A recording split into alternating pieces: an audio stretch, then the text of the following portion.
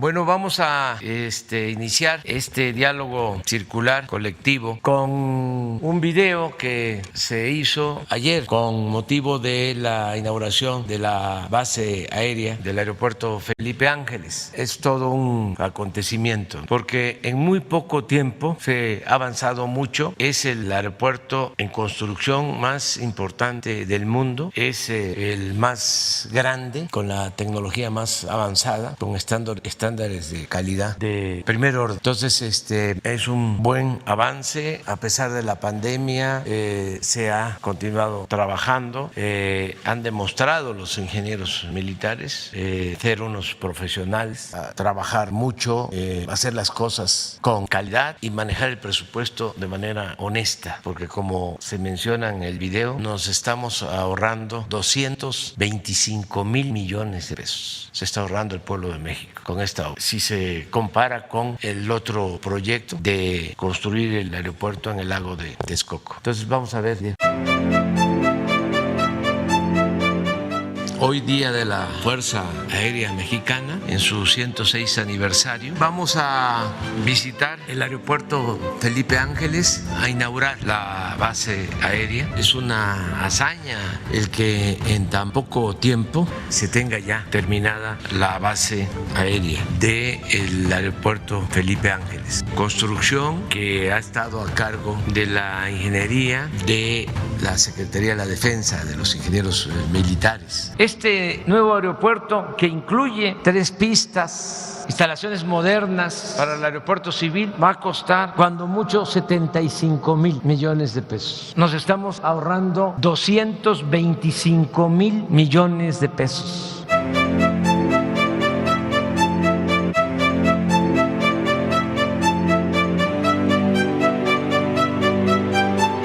Hemos contado con el apoyo de la Fuerza Aérea Mexicana para la vigilancia del espacio aéreo, para el cuidado de las instalaciones estratégicas. Nos han ayudado para auxiliar a damnificados y de manera destacada nos han ayudado mucho durante estos tiempos de la pandemia. Mi reconocimiento a pilotos, mecánicos, técnicos, paracaidistas, a todos los integrantes de la Fuerza Aérea Mexicana. Los invito a seguir trabajando con profesionalismo y dedicación para que la Fuerza Aérea siga volando alto y nosotros mantengamos la mirada al cielo. Gobierno de México. Bueno, eso era lo que queríamos mostrar. Muy bien, vamos adelante. Vamos atrás, allá, porque siempre empezamos adelante, pero ahora vamos para atrás. Muchas gracias, presidente. Buenos días. Meme Yamel de The Mexico News y Sin Censura. Presidente, el día de ayer en Sin Censura entrevistamos a la mamá del exfiscal de Nayarit, Edgar Beitia. La mamá del exfiscal está solicitándole, presidente, que aplique el mismo criterio que se aplicó con el general Cienfuegos. Argumenta que si México y Estados Unidos exoneró al general, también deberían de exonerar a su hijo, que está detenido en Estados Unidos acusado de delitos relacionados con el narcotráfico. Lamentablemente, presidente, la intención sería que enfrentara los cargos por los que se le acusa aquí en México, que hablamos de cargos también muy delicados, en donde hay víctimas y testigos, más de 2,000 testimonios que aseguran que el exfiscal de Nayarit ha estado, o durante el periodo en el que fue fiscal, torturó y secuestró a distintos civiles para hacerse de sus propiedades. Estos testimonios, de hecho, ya se los llevaron a la Fiscalía General de la República, porque la Fiscalía de Nayarit ahora está acusando a los que están acusando al fiscal de ser los secuestradores y de ser los que participaron junto con el fiscal a modo de desprestigiar y de erradicar los delitos en contra del fiscal que está detenido en Estados Unidos. De hecho, hay un documento, hay una carta que se manda desde el Alto Comisionado de las Naciones Unidas para los Derechos Humanos, en donde le piden, esta carta es del 28 de enero, le están pidiendo al Estado que informe cuáles son las medidas cautelares que se están aplicando a estos testigos. Son 10 testigos, de los cuales 2 que tienen medidas ya los intentaron matar en 2 ocasiones. Este documento, por el que tuvimos acceso gracias gracias a la periodista Laura Sánchez Ley, revela que han sido perseguidos, amenazados, algunos ya fueron detenidos, ya están en prisión en la Fiscalía, por la Fiscalía de Nayarit, la actual Fiscalía de Nayarit, acusándolos de delitos fabricados. Entonces, presidente, aquí preguntarle dos cosas. La primera, pues si México, si usted está en los planes o se lo ha pensado sobre aplicar este mismo criterio, preocupa mucho y de hecho es el segundo caso que buscan colgarse de lo que ocurrió con Cienfuegos. El otro caso es el del Chelelo, que estaba siendo extraditado, busca ser extraditado por Estados Unidos, donde justamente buscan que se aplique el criterio que se aplicó con Cienfuegos, diciendo que la DEA les fabrica los delitos. Y la segunda pregunta, presidente, es: ¿existe alguna forma en la que se pueda atraer la investigación que tiene la Fiscalía de Nayarit en contra del exfiscal para que no se corrompa? Están fabricándoles delitos, hay un taxista que es testigo al que ya detuvieron, hay un empresario al que le quemaron sus palapas, que fue extorsionado,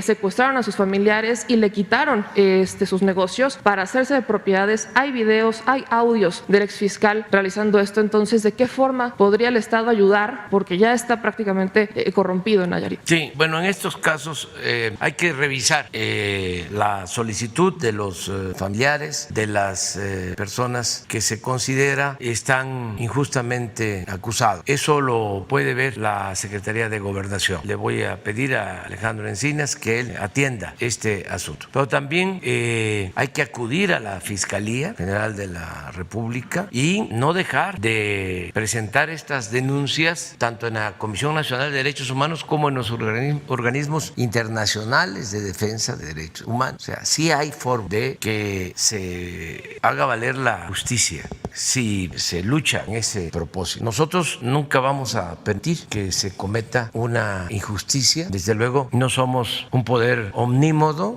absoluto. Depende de también las decisiones que toman otros poderes, otras instancias de gobierno. En este caso, pues tiene que ver con el gobierno de Estados Unidos, con su sistema de impartición de justicia. Tenemos que ser respetuosos y no inmiscuirnos y garantizar que ellos decidan libremente, que se respete la soberanía de Estados Unidos y nuestra soberanía. Entonces, sí hay forma. O sea, mi recomendación es que cuando se piense de que hay un hecho arbitrario justo, se luche por los cauces que existen hasta lograr que se esclarezcan las cosas y se imparta justicia. Hay particularmente, presidente, la Fiscalía General de la República ya tiene conocimiento. En diciembre del año pasado, de hecho, fueron los testigos, las víctimas, a realizar las denuncias. Llevaron los más de 2,000 testimonios a la Fiscalía General de la República, los recibió el fiscal Alejandro Gertz Manero, y a raíz de estas denuncias es que incrementaron los ataques en contra de ellos. De hecho, sabemos que Encinas ya tiene conocimiento de esto y lo que están pidiendo, con el respaldo del Alto Comisionado de las Naciones Unidas, es que se les interpongan medidas cautelares que protejan, que resguarden la vida, porque son 10 personas que está su vida en riesgo por realizar estas denuncias. Pues sí, es algo que nosotros podemos hacer, es nuestra responsabilidad proteger a estas personas. Entonces es con Alejandro Encinas. Ya el hecho de que tú lo estés planteando aquí ya significa ayudarlos para que los dejen de hostigar, que ya se sepa cuando un asunto de esta naturaleza se hace público hay cierta protección. Entonces vamos a que la Secretaría de Gobernación actúe. Particularmente, presidente, sobre este mismo tema, solo preguntarle, entonces, para aclarar, ¿no estaría México buscando interceder por el fiscal o por nadie más con Estados Tendríamos que tener elementos de pruebas. En el caso del general Cienfuegos, cuando pedimos información que debieron, de conformidad con los acuerdos que se tienen de cooperación, informar, no lo hicieron. Cuando hicimos una nota diplomática inconformados, ellos reconocieron que se había procedido de manera indebida, que no nos habían informado. Antes se esgrimía, se argumentaba de que el gobierno de México protegía a los puentes y que por eso no se informaba. Se daba como hecho de que los infalibles, los justicieros, eran los de afuera. Nosotros no hacemos eso, porque nosotros llegamos a para acabar con la corrupción y con la impunidad, para hacer realidad la justicia. Entonces, el gobierno de Estados Unidos actuó bien, reconoció de que estaba mal el procedimiento y les solicitó solicitamos que nos enviaran la información. Entonces, cuando nos envían el expediente y lo revisamos, nos damos cuenta de que no había elementos, prueba, de que no era una investigación seria, de que habían fabricado prácticamente el expediente o el delito por el que se le quería juzgar en general. Entonces, es cuando tomamos la decisión de pedirle a la Fiscalía que investigara, y la Fiscalía llega pues, a la conclusión de que no habían elementos. Entonces, como sabíamos de que iba a generarse la sospecha, y hay muchos aparte adversarios conservadores que están en contra de todo lo que hacen, hay también muchos simpatizantes, por decirlo de alguna manera, de las agencias extranjeras que hacen investigación, muchos simpatizantes. Entonces sabíamos que estos expertos en asuntos de justicia, de combate al tráfico, se iban a lanzar con todo, ya se frotaban las manos, ¿no?, para decir, este gobierno es igual que los otros. Por eso, al momento que la Fiscalía decide que no hay elementos para juzgar al general Cienfuegos, doy la instrucción de que se publique íntegro el expediente para que todos los mexicanos lo analizaran. Ahí está todavía el expediente en las redes. Y como en efecto no hay elementos, pues ya no pudieron hacernos ningún cuestionamiento. Un agente de la DEA, un exagente, tiene un apellido de un gran periodista, y a lo mejor es hasta familiar de él, un periodista a la época de la Reforma, de la época de la República Restaurada, cuando tuvimos el mejor periodismo que haya habido en México, toda la historia. Grande. Su apellido de ese gente de DEA que opina mucho. Mike. No, Vigil. Es que un periodista de la época de la Reforma, brillante. Yo creo que exagente, sin conocer el expediente, declaró a un programa de radio en el sentido de que estábamos nosotros protegiendo al general. Yo creo que después que vio el expediente, ya tiene, pienso, otra opinión. Exactamente igual. De hecho, dice que la DEA tiene hasta más elementos. Bueno, ya, ni modo. Ahí, presidente, ya que se puede hacer. Así ya no se puede. Pero de todas maneras, uno tiene siempre que argumentar. El debate tiene que ser con argumentos. Presidente, aprovechando justo que toca el tema, resulta preocupante porque, como le menciono, son dos casos que buscarían colgarse de la situación de Cienfuegos. Quisiera solo quizás precisar, se argumenta que México es el que solicita que Estados Unidos le retire los cargos. ¿Es algo que solicita México o es algo que ¿En qué caso? En el de Cienfuegos, que México le pidió a Estados Unidos que le retirara los cargos a Cienfuegos? ¿Fue algo que pidió México o fue algo que Estados Unidos decidió cuando México le dice, a ver, pues dame los elementos? Fue una decisión de ellos, porque había que reponer el procedimiento. Entonces, México no había elementos y ellos, creo yo, que en un acto consecuente deciden dejar sin efecto. Eso creo que era importante precisarlo porque muchos estaban diciendo que México es el que le pidió a Estados Unidos que retirara los cargos, y de ahí se han estado colgando los abogados del Chelelo para evitar su extradición y ahora el exfiscal Beitia, ¿no? Como diciendo, si México le pidió a Estados Unidos que retirara estos cargos, también nosotros sí hicimos puede pedirlo. Una protesta mediante una nota diplomática. Entonces, cuando ellos deciden que van a reponer el procedimiento, pues estamos totalmente de acuerdo. Sí fue pues un arreglo entre las fiscalías de Estados Unidos y de México a partir de que no habían elementos. Ahora, presidente, ya en un segundo tema, preguntarle cómo avanza el caso de la investigación sobre los migrantes que fueron asesinados en Tamaulipas. Se lo pregunto, es un caso que hemos seguido de cerca, tenemos contacto directo con los familiares en Guatemala. Ellos no tienen confianza ni en las autoridades de México ni en las autoridades guatemaltecas. Ellos conocen lo que ocurrió prácticamente desde el día siguiente de que haya ocurrido, cosa que se viene confirmando con las investigaciones de la Fiscalía. Preocupa el que hayan sido policías de esta fuerza especial que hace el gobernador en el estado de Tamaulipas. Preocupa que estén involucrados agentes de migración. Entonces, presidente, ahí preguntarle cómo avanza esto, qué ha fallado particularmente en Tamaulipas. Es una zona en donde recientemente ocurrió algo similar. Otra camioneta aparece con cuerpos calcinados adentro en la misma zona. ¿Qué se planea hacer? ¿Qué planea hacer diferente su administración en este periodo que no haya hecho antes?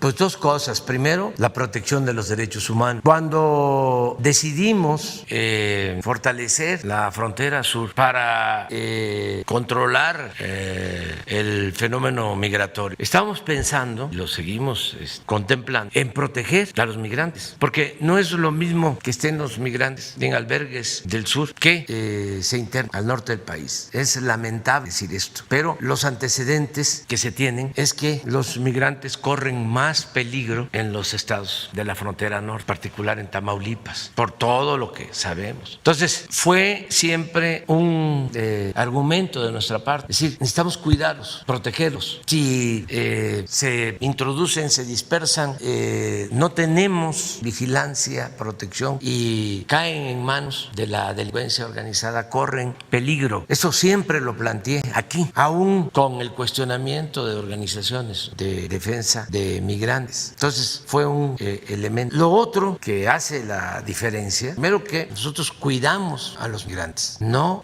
se auspicia la violación de los derechos humanos. Y lo segundo es que si se dan casos como este, tan graves, lamentables, pues se busca hacer justicia, que no haya impunidad, como se actuó en el caso de estos migrantes guatemaltecos que fueron asesinados en Tamaulipas. Ya hay detenidos, en efecto, policías del estado de Tamaulipas, hay cesados y también están sujetos a procesos funcionarios de migración, servidores públicos de migración, y no va a haber impunidad para nadie. Y tenemos una relación constante con los familiares de las víctimas. Hemos estado hablando con ellos en Guatemala y con las autoridades de Guatemala. Y ellos, en efecto, tú lo mencionas, saben muy bien lo que sucedió y está en proceso la investigación. Y vamos aquí a aclarar todo cuando tengamos los elementos, porque está en proceso la investigación, no ha concluido incluso la indicación de todos los cuerpos, sí, pero sí estamos trabajando en eso. Presidente, ahí, si no hubiera sido, seamos realistas, si no hubiera sido por la intercesión del gobierno federal, el gobierno del estado muy probablemente se hubiera quedado callado. Lo sabemos porque el gobernador reaccionó una vez que el gobierno federal empezó a participar. Preocupa porque hablamos de un gobernador que está también investigado por varias cosas, desde sobornos por la reforma energética hasta investigaciones por vínculos con el narcotráfico. Preocupa porque es una zona en la que siempre están ocurriendo estos delitos, es exactamente el mismo paso. Entonces, por eso le pregunto si se buscaría una forma de que la Guardia Nacional esté fija en esa zona, cuántos elementos están, y preguntarle, pedirle, ver si la forma que el Instituto Nacional de Migración, Derechos Humanos y la Secretaría de Gobernación nos informen sobre cómo avanzan los proyectos para erradicar o para reducir la migración desde lo que usted propuso, atendiendo las causas, cómo han avanzado estos proyectos, cómo han avanzado la protección a los derechos humanos de los migrantes, que es un tema, por supuesto, que afecta también a México. Sí, mire, la frontera, Tamaulipas es la zona más violenta, de mayores enfrentamientos entre bandas de delincuentes y también enfrentamientos entre delincuentes y policías y militares. Esa franja fronteriza, estamos ahí constantemente, el ejército está vigilando, se ha avanzado, pero es muy conflictiva esa frontera, donde sucedieron estos hechos. No fue muy cercano a la frontera, fue más limítrofe con el estado de Nuevo León, pero toda esa región está muy violentada. Incluso se habla de que es como un territorio en disputa permanente entre dos bandas, dos grupos. Y ahí en toda esa región, incluso además de armamento de alto calibre, utilizan las bandas, uniformes militares, y hay mucha agresividad. Yo aprovecho para mandar mensaje a los integrantes de estas bandas, sobre todo a jóvenes que desistan, que abandonen esa actividad lícita que perjudica a semejantes, al prójimo, pero también les afecta a ellos, a sus familiares. Tiene que haber un cambio de actitud, recordar que ahora hay opciones, hay alternativas para salir adelante, que los jóvenes tienen posibilidad para estudiar, que tienen posibilidad de tener un trabajo en el programa Jóvenes Construyendo el Futuro, que no es como antes, que se le daba la espalda a los jóvenes, que lo único que hicieron fue llamarles ninis, que ni estudian ni trabajan, tratar de manera despectiva. No, ahora hay miles de jóvenes que están recibiendo apoyos. Ya debemos de llevar cerca de 2 millones de jóvenes con becas, que trabajan como aprendices, que reciben salario mínimo. Antes era poco el salario mínimo, ahora se ha incrementado incrementado y se les entrega esa cantidad para estar capacitando, formándose. Entonces sí hay manera de tener opciones, de tener alternativas. Entonces vamos nosotros a continuar ahí protegiendo en esa zona y también hacer un llamado a los migrantes, a nuestros hermanos migrantes centroamericanos, porque los traficantes de personas, los llamados coloquialmente polleros, engañan mucho. Por ejemplo, ahora que hay una política migratoria que va a regularizar la situación de los migrantes en Estados Unidos, paisanos nuestros y hermanos centroamericanos, se piensa que ya están las puertas abiertas y que de inmediato el gobierno, presidente Biden, va a regularizar a todos los migrantes. Pues yo tengo la obligación de decirles que hay esa política y son muy buenas las intenciones y yo lo celebro, pero el mismo presidente Biden me ha informado de que les va a llevar un tiempo el definir su política migratoria, el ordenar la política migratoria. Entonces, que no es que ya todos pueden ir a Estados Unidos y van a ser regularizados, que todavía no hay una definición en lo concreto, que es un lineamiento de política todavía. Falta la aplicación de esa política, que es tu pregunta. Y decirles incluso que continúan las deportaciones como se daban en el gobierno anterior, en el mismo número, porque no se puede entender modificar una política migratoria de un día para otro. Entonces, que tengan nuestros hermanos migrantes esta información para que no se dejen engañar por los traficantes de personas que les pintan un mundo color de rosa, que no es así, que yo sí espero que ellos tengan posibilidad de salir adelante. La política nuestra, y es lo que estamos proponiéndole al presidente Biden, es que se ayude a los pueblos de Guatemala, Honduras, de El Salvador, de Centroamérica y al sur de México, y que haya inversiones. Nadie sale de sus casas, abandona a su familia por gusto, lo hacen por necesidad, buscando trabajo, buscando opciones. Centroamérica, como el sureste de nuestro país, fue muy afectado por las inundaciones, huracanes, además de la pandemia. Entonces sí hay una situación difícil, pero se tiene que ir buscando la forma de que haya opciones alternativas de trabajo, bienestar en los lugares de origen de los migrantes. Y en eso estamos. Por eso también en el caso de México, nosotros no podemos, como quieren nuestros adversarios y los intelectuales conservadores, defensores del régimen anterior, del régimen de corrupción, del antiguo régimen, que quieren que paremos las obras del Tren Maya, del Istmo, la refinería de Dos Bocas. Imagínense, pues no van a haber fuentes de empleo. ¿Cuánto trabajo se genera en la construcción del Tren Maya? ¿Qué no saben de estos intelectuales, que son hasta historiadores, lo que han significado las obras de infraestructura que se han hecho en el país, los empleos que se generaron cuando en las distintas épocas históricas se construyeron los ferrocarriles nacionales? ¿Qué no saben lo que significa el construir una refinería, el construir una obra de infraestructura? Les doy un dato.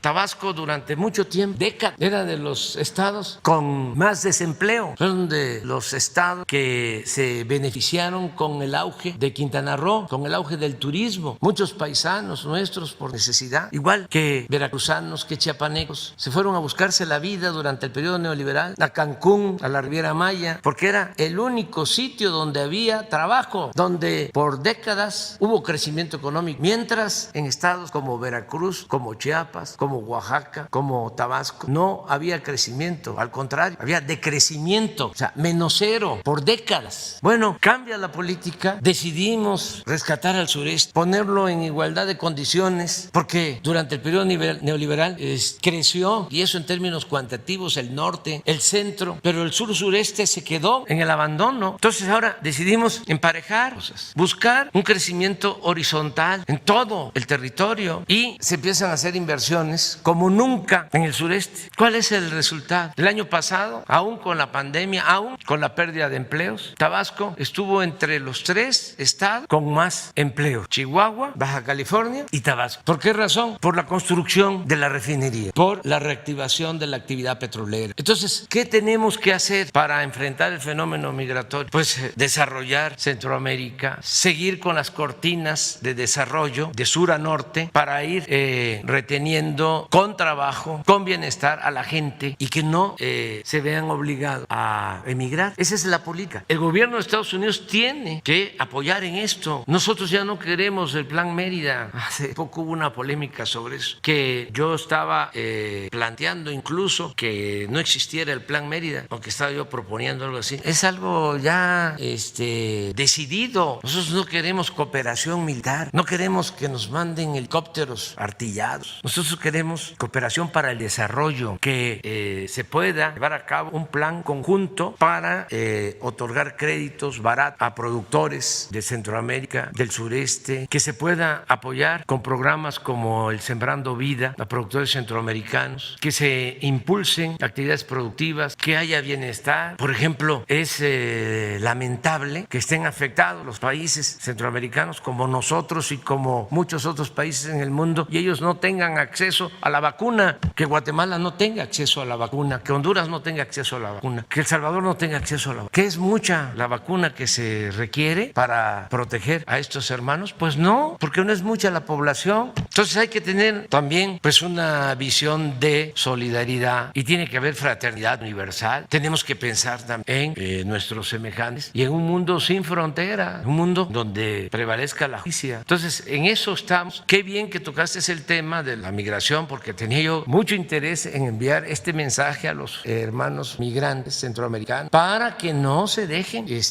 engañar, porque estos traficantes de personas cobran por conducirlos y a veces actúan de manera muy irresponsable, los dejan solos. Entonces tenemos que seguir atendiendo este fenómeno con protección a los derechos humanos. A ver, el compañero, sí. Muchas gracias, señor presidente. Su servidor Carlos Federico de Conexión MX, Conexión Online y de los canales hermanos Nefta Noticias, Mexicano en Bélgica y Expresión Política. Relacionado con el tema que acaba de exponer en estos momentos, veo un punto toral para que México pueda atacar la delincuencia, pueda atacar tantos problemas que tenemos, y creo que un punto importante es la educación.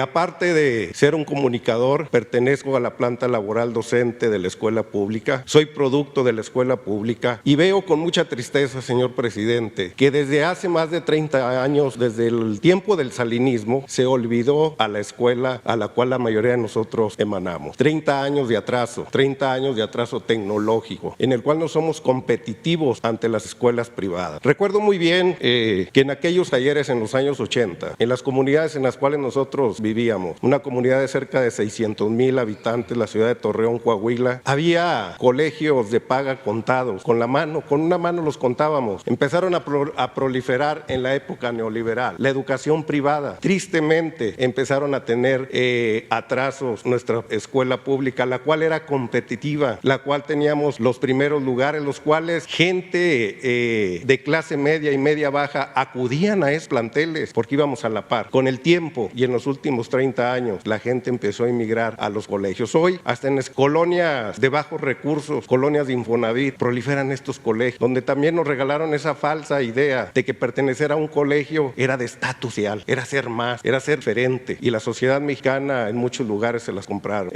Lugares en los cuales apenas se completa para el sustento económico de la familia, donde a veces el padre de familia lleva un peso más a la casa y con ilusión cambian a sus hijos a los colegios. Y le digo porque la matrícula de la escuela pública ha bajado bastante y ha crecido tanto esa privatización de la escuela en México. Señor presidente, bajo esa historia necesitamos que el gobierno de la Cuarta Transformación empiece a emparejar a nuestras escuelas, a esas escuelas que fueron olvidadas durante mucho tiempo, esas escuelas que se volvieron invisibles, esas escuelas en el atrás. Tristemente, nuestros alumnos de nivel secundaria, muchos emigran ya a las cuestiones laborales y van sumamente desprotegidos en las cuestiones prácticas, en las cuestiones de lo que hoy se pide como las nuevas tecnologías, donde carecemos de ellas. Y no hay que olvidar, porque es demasiado lo que está sucediendo en las escuelas públicas, presidente. Los contubernios que hay, su voluntad la conocemos, su voluntad de cambiar a México, su voluntad de cambiar la educación, pero a nivel de piso todavía batallamos bastante con esos directores de escuela que les dio mucho poder la reforma reforma educativa y los sexenios anteriores, donde se han vuelto fuentes de ingresos extras para todo este tipo de personajes, los cuales dirigen esas escuelas. Tanto poder les dieron que tristemente nos tuvieron con la bota en el cuello y todavía en muchos aspectos a la planta laboral, habiendo síntomas de corrupción increíble que usted no se imagina. Ejemplo, una técnica que cobra más de 1,500 pesos de inscripción para la cuota de padres de familia, porque tampoco nunca se cumplió el artículo 3 de la gratuidad en las escuelas. Se tenía que acudir a la cooperación de las familias. Situaciones en las cuales no se esclarecen ese tipo de gastos, donde vemos que esos recursos son llevados hacia otros lados. Es triste ver que todavía hasta el día de hoy se haya creado una figura en este sexenio, pero que le hayan gente directivos a cómo estar en contubernios con padres de familia, con profesores, para poder seguir ejerciendo esa cooperación de cada uno de las personas que acuden a esos lugares y desviarlas a su bolsillo. Lo vemos tristemente que así es. Y otra cosa son las normales superiores que usted nos prometió que iban a tener auge. Hasta el día de hoy vemos que la planta estudiantil en esos lugares es muy poca, muy baja. El sistema neoliberal. Recuerdo muy bien en precampaña y en campaña que José Antonio Mit Curibreña lo decía con mucho felicidad, expresaba que ellos habían abierto el abanico del ingreso de docentes, que no solo había que pasar por normales, sino cualquier licenciado, ingeniero podía ser maestro. Y recuerdo muy bien una entrevista en la cual él se jactaba diciendo: ahora tú que eres ingeniero, ahora tú que eres licenciado, puedes ser maestro de nivel primaria. Espero y entendamos estas palabras, que no cualquier egresado de cualquier universidad puede atender niños y adolescentes. Hay que tener una preparación, hay que estudiar en normales, hay que llevar técnicas de enseñanza y empatía con la relación del crecimiento de los alumnos. Las escuelas normales se están cayendo, señor presidente. La planta de inscripción es muy baja en estos momentos. Candados que se crean en los gobiernos de los estados y candados que crearon los gobiernos federales porque veían escuelas ideológicas contrarias a lo que ellos ejercían en sus momentos. Todo este tipo de circunstancias, por eso algún día sucedió lo que pasó allá en Ayotzinapa. Ese fue el anuncio de lo que buscaban estos señores. Pero este es el anuncio también, señor presidente, que necesitamos ese cambio ahora en este sexenio. La pregunta es: ¿qué proyecto y qué plan hay para el rescate de las escuelas normales, tanto públicas, tanto de asociaciones civiles y tanto privadas? ¿Y cuándo llegará esa revolución educativa a los planteles públicos de México? ¿Y cuándo llegará esa remuneración necesaria que en los países de primer mundo hemos visto que el profesor tiende a ser tratado de una manera muy honrosa? Pues mire, es muy buena tu pregunta, es de fondo y me permite decir que nosotros vamos a continuar con el proceso de transformación y que, como todos sabemos, es fundamental la educación para el desarrollo, para el bienestar. ¿Qué estamos haciendo? No es qué vamos a hacer. ¿Qué estamos haciendo aún con la pandemia? Que llevamos un año padeciendo de la pandemia. Primero, se le está dando un trato digno a los maestros, que no tiene que ver nada más con lo salarial o con lo material. Ya no se insulta al maestro como se hizo durante el periodo neoliberal. Ya no se denigra a nuestras maestras, a nuestros maestros, porque en el plan de privatizar la educación, en el modelo anterior, se tenía que descalificar la educación pública y esto incluía descalificar a los maestros, culparlos del atraso educativo del país. Habían campañas con ese propósito. Si estaba mal la educación era porque los maestros no trabajaban, porque había mucho ausentismo, porque eran unos revoltosos. De ahí surgió en efecto la campaña en contra de las normales públicas, de las normales rurales, en contra de Ayotzinapa, el cierre del MESHE, todo eso. Bueno, esa política ya no prevalece, ya no es así. A lo que hacías referencia de que cualquiera podía ser maestro, con la idea de cancelar las normales, pues ya en la nueva legislación queda establecido de que los maestros de las escuelas tendrán que ser egresados de las normales y que todo el que sale, que todo el que egresa de una normal tiene garantizada una plaza. Entonces, lo primero son los maestros. ¿Qué resultados hemos tenido? Desde luego hay una situación muy especial por la pandemia que nos llevó a suspender las clases esenciales, pero no ha habido protestas de maestros como era antes, porque se canceló la mal llamada reforma educativa. Entonces, vamos a seguir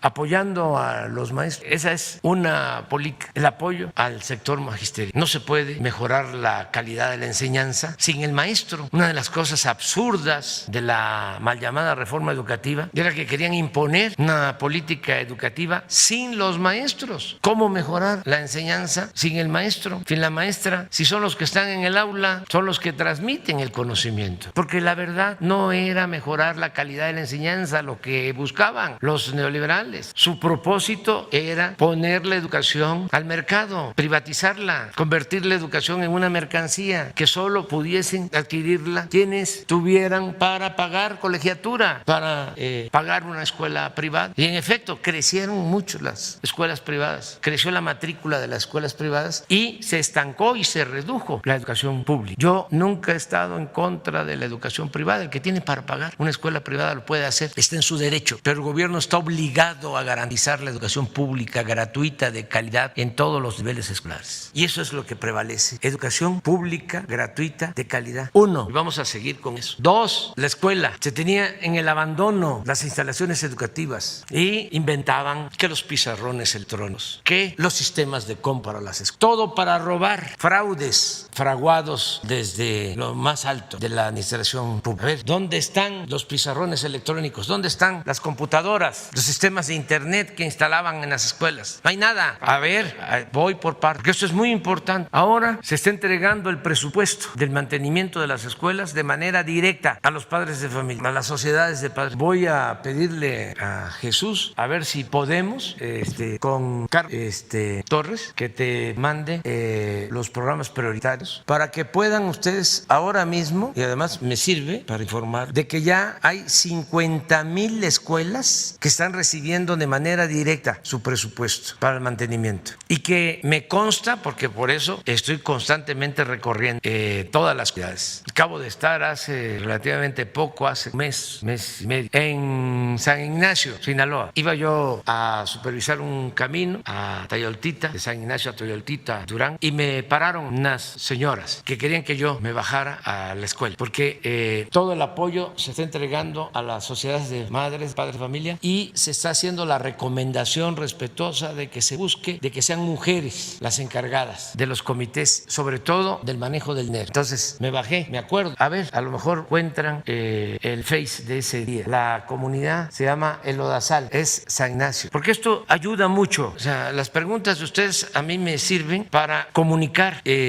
a todo el pueblo, porque pues esto no se conoce o no se difunde en los medios convencionales. Entonces sí es importante que se sepa. Eso es lo segundo, el que todas las escuelas van a tener su presupuesto. Te hablo de este programa por lo de las cuotas. Al momento que cada escuela tenga su presupuesto, que le llega el dinero de la tesorería de la federación hasta la escuela, sin intermediarios, porque si no, no llega o no llega completo. Por eso es directo. Esto ya evita que se utilice el pretexto de que se necesitan las cuotas, porque eso llevó también a la privatización de escuelas públicas. O sea, al final de cuentas son colegiaturas disfrazadas de cooperación. Esto pasa mucho en las universidades públicas, de que se paga cuotas, y deberían de hacer un esfuerzo en las universidades públicas que son autónomas para reducir gastos superfluos. Todo lo que gastan directivos de universidades públicas, ahorrarlo para que no se cobren cuotas en las universidades públicas. Lo que hicimos en cuanto a los servicios de salud, decían que era imposible en los institutos de salud, en nutrición, en cardiología, en el Instituto para la Atención de Enfermedades Respiratorias, que había que pagar cuotas. Se dijo, no, gratuito, y está funcionando. Entonces, lo segundo es las escuelas públicas, mejorarlas para que no les falte el agua, los baños, para que estén en condiciones dignas las escuelas. Eso es lo segundo. A ver, ¿por qué no lo pones? Porque esta es la realidad. Estamos camino a San Ignacio porque estamos supervisando obras y se está construyendo el camino de San Ignacio a Tayoltita. San Ignacio es Sinaloa, Tayoltita es Durán. Estamos en los límites de Sinaloa y Durán, comunicando estas comunidades. Pero al pasar aquí en esta comunidad de Lodazal de San Ignacio, estas señoras, mujeres extraordinarias nos detuvieron. Vengo con Beatriz y me siento muy orgulloso porque entre otros programas de bienestar, adultos mayores, las becas, los apoyos a niñas, a niños con discapacidad, el apoyo a los campesinos, el apoyo a pescadores, bueno, todo lo que estamos haciendo. Hay un programa que se llama La Escuela es Nuestra, que consiste en entregar de manera directa los fondos a las sociedades de madres, de padres de familia, para que ellos se hagan cargo del mantenimiento de las escuelas. Ya no mandar el dinero del mantenimiento de las escuelas a través de las instituciones del gobierno federal, del gobierno estatal, del gobierno municipal, que no llega o llega moche, con piquete de ojo. Entonces se decidió entregar directo el apoyo al mantenimiento para las escuelas y ya son más de 50,000 escuelas en todo el país que están recibiendo desde la tesorería de la Federación de manera directa sus apoyos. Depende al número de alumnos que tienen. Si es de 0 a 50 alumnos, son 150,000 pesos. Si tienen de 50 a 150 alumnos, son 200,000 pesos. Si son más de 150 alumnos, son 500,000 pesos. Esto lo van a tener cada año, es el presupuesto. Bueno, ya expliqué. Aquí en San Ignacio, de cerca de 50 escuelas que hay en el municipio, ya en 22 están recibiendo de manera directa estos apoyos. Y al pasar aquí, nos estaban esperando porque son parte de la sociedad de madres de familia. Se escoge que el comité de madres de padres de familia pues esté integrado fundamentalmente por mujeres y se auspicia, no es obligatorio, es voluntario, de que el tesorero sea mujer, porque las mujeres son más honradas que los hombres.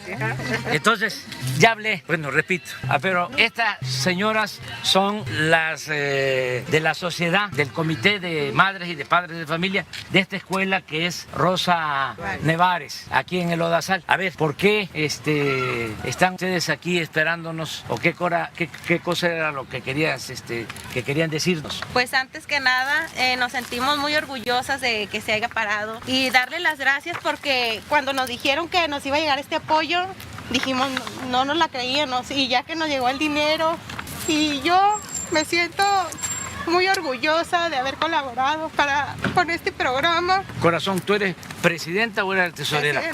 Presidenta. ¿Y quién es la tesorera? Tú eres la tesorera.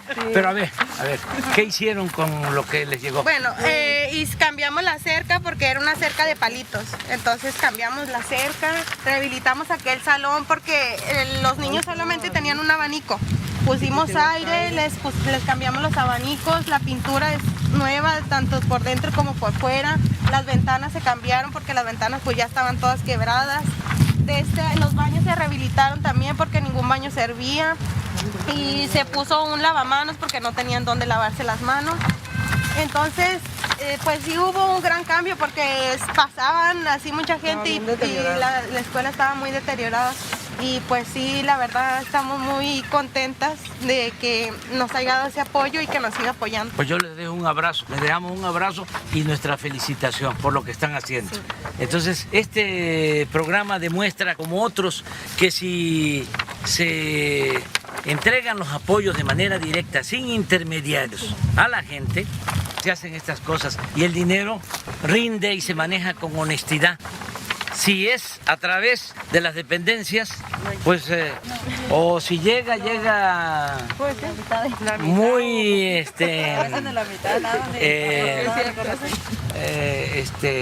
muy disminuido, o sea, y aquí es completo y la misma comunidad. Yo creo que los padres de familia también ayudan, ¿no? Sí, ellos trabajaron de familia aquí.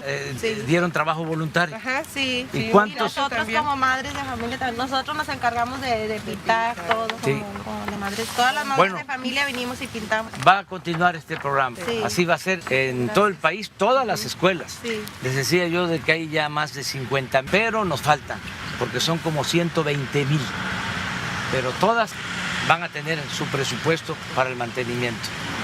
Les dejamos un abrazo cariñosísimo. Muchas gracias a ustedes. Tercero, eso es lo segundo. Tercero, los contenidos educativos. Tenemos la oportunidad de mejorar los contenidos de los libros que se utilizan en las escuelas. 6 años, ya se quedan menos de 4, pero agrego 2 más porque si los cambian, no lo van a hacer de inmediato. Si hay un retroceso.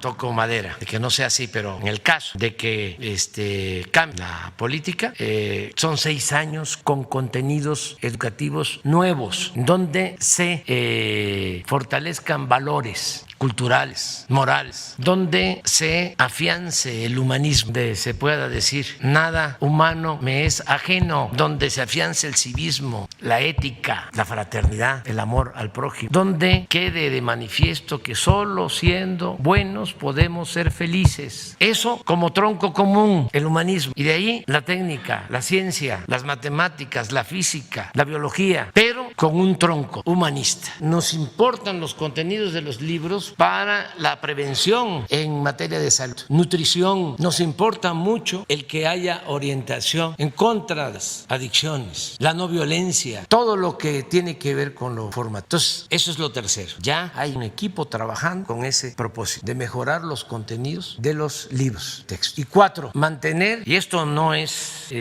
política, no es teoría, es práctica, es realidad, el apoyo de las becas. Nunca se había apoyado con becas a tantos estudiantes en el país como ahora. Pero no es que va a iniciar, llevamos 2 años desde que comenzó el gobierno y me llena de satisfacción poder decir que hay 11 millones de estudiantes de todos los niveles escolares, desde preescolar hasta doctorado, 11 millones recibiendo becas, la mayoría de ellos estudiantes de familias humildes. Entonces, recapitulando, atención especial a maestras y a maestros. 2, la escuela es nuestra. 3, mejorar los contenidos educativos. 4, becas para estudiantes. Hay muchísimas otras cosas que hacen falta y que se están haciendo, pero estoy hablando de lo esencial y sobre esto vamos a seguir avanzando y vamos a seguir fortaleciendo, repito, a las normales. Nada más les doy un dato adicional. Tenemos 140 universidades públicas nuevas en todo el territorio. 140. Ahora este fin de semana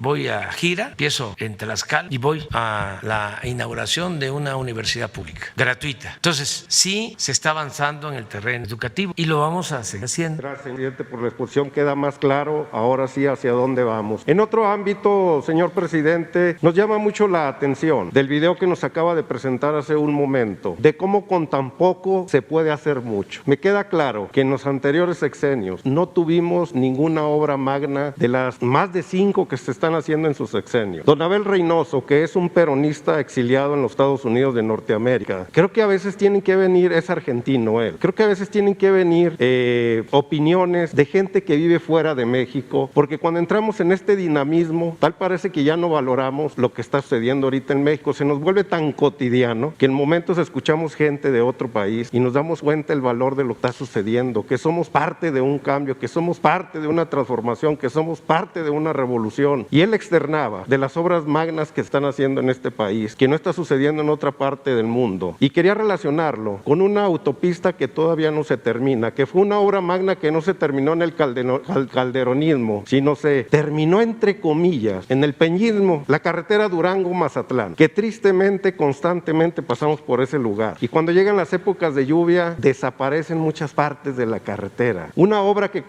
iba a costar 8,000 millones de pesos, se convirtieron en 28,000, a comparación de lo que usted nos expone. 300,000 en el lago de Texcoco, un aeropuerto, 75,000 en lo que era la base de Santa Lucía. ¿Cuándo vamos a terminar aquella obra de la autopista Durango-Mazatlán, que no termina por acabarse de lo mal hecho que fue? ¿Qué hace el presidente? ¿Qué hace el presidente para hacer con tan poco mucho? ¿Y qué vamos a hacer con esa única obra magna que se me ocurre y he investigado y no he encontrado otra de esa envergadura, que no la pudo terminar en un sexenio, sino se tuvo que terminar en el otro, y todavía quedan secuelas de las formas en las cuales ellos hacían ese tipo de obras tan nefastas? ¿Qué hace el señor presidente y qué está haciendo en aquella autopista? Pues nada más no repetir los mismos errores y la misma corrupción. En efecto, esa carretera carretera se podría decir que es la más costosa del mundo, porque la empezó, yo creo, la inauguraron hasta 2 o 3 veces. La empezó, creo que el presidente Fox, la siguió el presidente Calderón, la terminó, como tú lo mencionas, el Peña.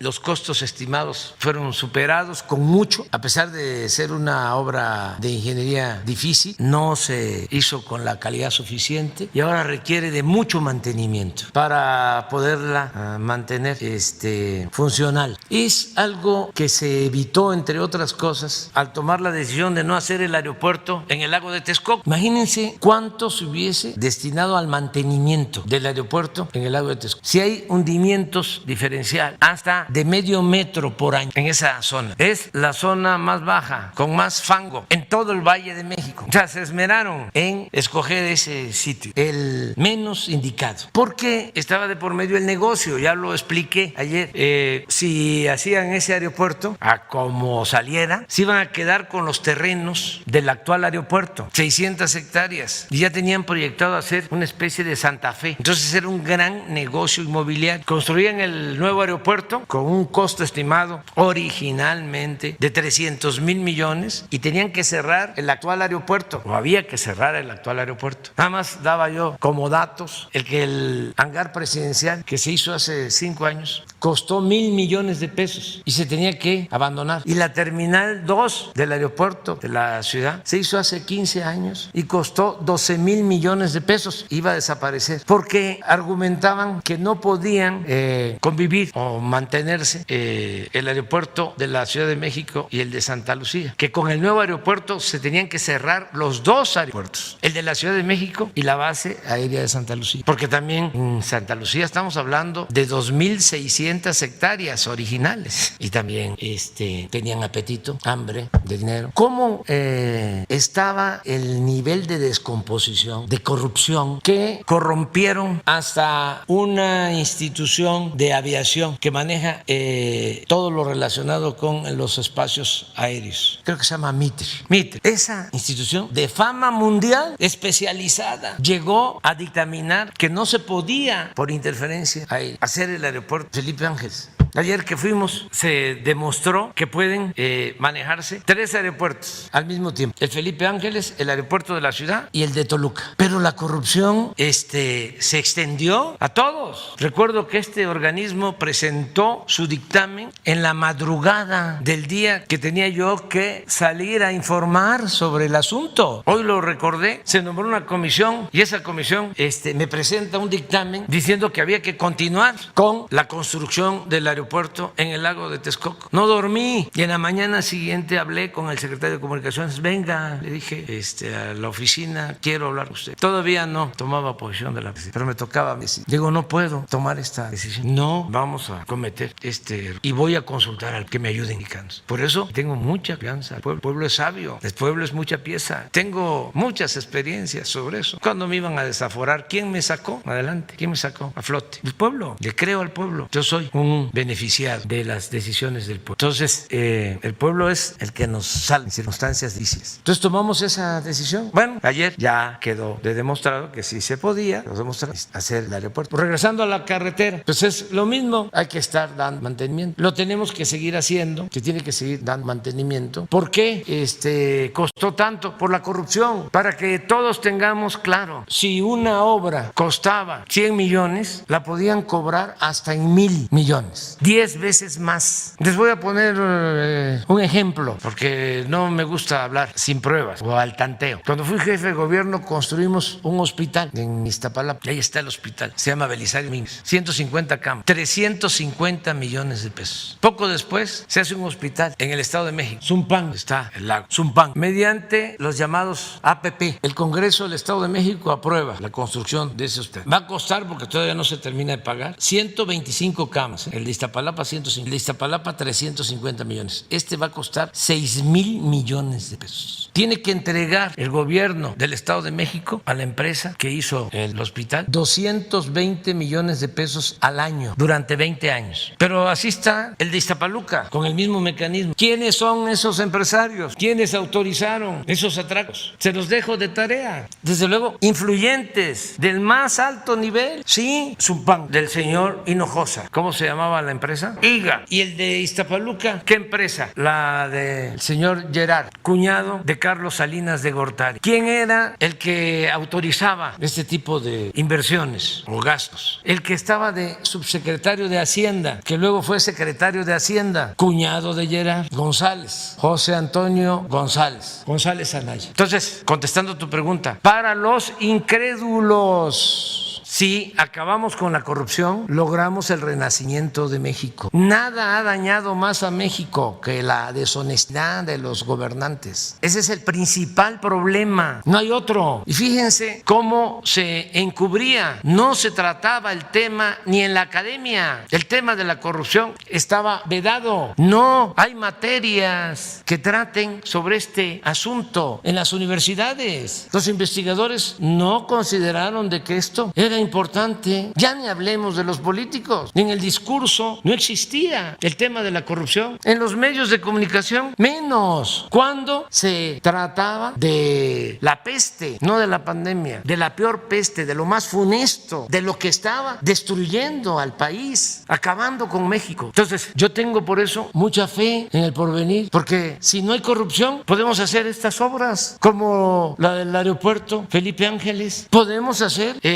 como nunca muchos kilómetros para vías férreas, trenes. Aspiro a dejar cuando menos 2,000 kilómetros de vías férreas, de trenes modernos. 2,000 kilómetros. Aspiro a eso. A modernizar los puertos, a mejorar los caminos. Llevamos 2 años dándole mantenimiento a las carreteras públicas llamadas libres, porque se dedicaron nada más a dar concesiones para autopistas de paga y abandonaron todas las carreteras libres. Llevamos 2 años, llevamos invertidos 22,000 millones de pesos en mantenimiento de las carreteras libres para que no se nos llenen de baches. Eso no se ve, pero todo esto es posible si no hay corrupción. El presupuesto rinde, alcanza. Por eso debemos de continuar adelante. El que no debe de continuar ya hablando es el de Tepetitán, porque está en la fase post-COVID. Nos vemos mañana. Adiós.